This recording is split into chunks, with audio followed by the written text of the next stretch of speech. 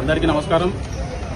ఈరోజు కుషాగూడ ఆధ్వర్యంలో కుషాగూడ సంబంధిత కాలనీలు ఏవైతే ఉన్నాయో 15-20 కాలనీల సమస్య కోసం ఈరోజు మేము కుషాగూడ బస్ డిపో మేనేజర్ గారి దగ్గరికి రావడం జరిగింది. ఈరోజు Lakshmi Narasimha colony, MRR colony, Dwarakapuri colony, Madhura Nagar colony, Shubhodaya colony, phase 1, 2, 3, Modi colony, Sonia Gandhi Nagar colony, phase 1, 2, 3 కాలనీలు, Ganesh Nagar colony, Vaishnavi Vasavi Shivnagar colony, new Vasavi Shivnagar colony, Vaishnavi enclave, మార్టీ ఎంక్లేవ్, ఈ ఇన్ని కాలనీల ప్రజలకు, ఇన్ని కాలనీల విద్యార్థులకు, ఇన్ని కాలనీల ఉద్యోగస్తులకు గత కొన్ని సంవత్సరాలుగా బస్ సౌకర్యం లేదు. మనకు కుషాగూడ వరకే బస్ సౌకర్యం ఉంది. కుషాగూడ నుండి మొదలు పెడితే వెనకాల ఉన్న ఇన్ని కాలనీలు 15-20 కాలనీలు ఎక్కడైతే కాలనీలు ఉన్నాయో ఆ కాలనీలకు ఎక్కడ కూడా బస్ సౌకర్యం అనేది లేదు. గత సంవత్సరం అంటే మన కరోనా కాలంలో బస్ సౌకర్యం ఉండే, కరోనా నుండి తొలగించారంటే ఇప్పటివరకు సౌకర్యం లేదు.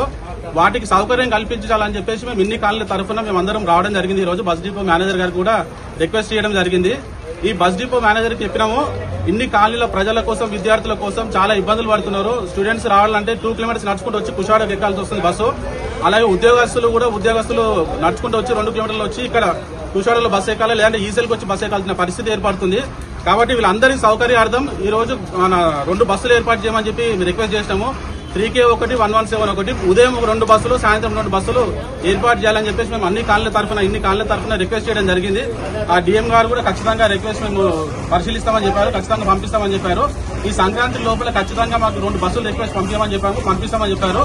కాబట్టి ఇన్ని కాలనీల తరఫున మేము అందరము ఇప్పుడు మీనాక్షి నగర్ కాలనీ, శుభోదయ కాలనీ తరఫున, ఈ లక్ష్మీ నరసింహ కాలనీ, అన్ని కాలనీల తరఫున, సోనియా గాంధీ కాలనీ తరఫున, కుషాగూడ తరఫున వచ్చి రిక్వెస్ట్ ఇచ్చాము. కాబట్టి మేనేజర్ గారు ఇమీడియట్ గా స్పందించి 2 బస్సులు వేయాలని చెప్పేసి మేము కుషాగూడ వెల్ఫేర్ అసోసియేషన్ తరఫున డిమాండ్ చేస్తా ఉన్నాం.